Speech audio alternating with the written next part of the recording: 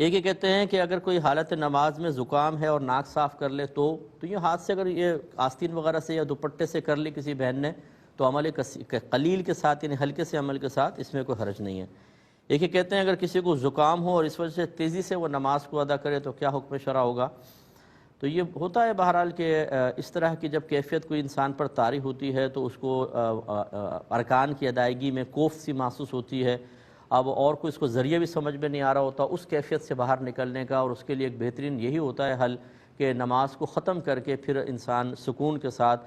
کچھ دیگر معاملات کرے۔ تو اس میں اگر وہ تیز تیز پڑھ رہا ہے ایک فطری تقاضے کے تحت گنجائش نکلے گی، لیکن اس میں کوئی واجب ترک نہیں ہونا چاہیے جس کو تعدیل ارکان کہتے ہیں کہ رکوع سے پورے نہیں اٹھے فوراً سجدے میں چلے گئے، ایک سجدے سے مکمل اطمینان کے ساتھ نہیں بیٹھے فوراً دوسرے سجدے میں چلے گئے، اٹھا یوں فوراً، تو اس طرح پھر نماز مکروہ تحریمی ہوگی۔ وہ نزلہ کوئی ایسا عذر نہیں ہے کہ اتنی تیز نماز پڑھیں کہ تعدیل ارکان کو چھوڑ دیں، اس کا تھوڑا خیال رکھنا ہوگا۔ بسم اللہ الرحمن الرحیم۔ یہ انہوں نے پوچھا کہ نماز کے دوران اپنے کپڑوں کو مٹی وغیرہ سے بچانے کے لیے دونوں ہاتھ استعمال کر لینا کیا حکم ہوگا؟ دیکھیں اکثر جو رکوع یہ سجدے سے اوپر اٹھتے ہوئے بعض اوقات ایسا ہوتا ہے، یا پھر جیسے بعض امام حضرات کو دیکھا ہے کہ جب وہ رکوع سے اٹھنے کے بعد سجدے میں جانے لگتے ہیں تھوڑے سے کپڑے اوپر کرتے ہیں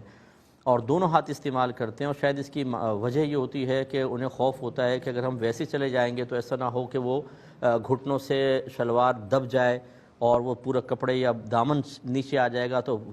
کپڑے دب جائیں گے، تو تھوڑا سا اوپر کر کے وہ اپنے نماز سجدے کو بہت آسان کر لیتے ہیں۔ تو بہرحال اس طرح دونوں ہاتھ استعمال کرنا کہ جیسے آپ کپڑے وغیرہ اٹھا کے جا رہے ہیں، اس کو مکروہ ضرور لکھا ہے لیکن اس سے فساد نماز کا کوئی تعلق نہیں ہوگا، کیونکہ عمل کثیر ایک ایسے عمل کو کہتے ہیں جس کو دور سے دیکھنے میں دیکھنے والا یقین کر لے کہ یہ نماز میں نہیں۔ جیسے آپ موبائل نکال کے حالت نماز میں اس طرح کچھ کرنے لگ جائیں، چاہے اس کو بند کر رہے ہوں، تو دور سے دیکھنے والا سمجھے گا نماز میں نہیں۔ اس طرح کا کوئی عمل جو بالکل نماز کے خلاف ہو اور آزادانہ آپ دونوں ہاتھ استعمال کر رہے ہیں، تب کہیں جا کے نماز کے فساد کا حکم ہوتا ہے۔ اس میں کراہت ہوگی لیکن نماز فاسد نہیں ہوگی، لیکن بہتر یہی ہے کہ اس طرح نہ کیا جائے۔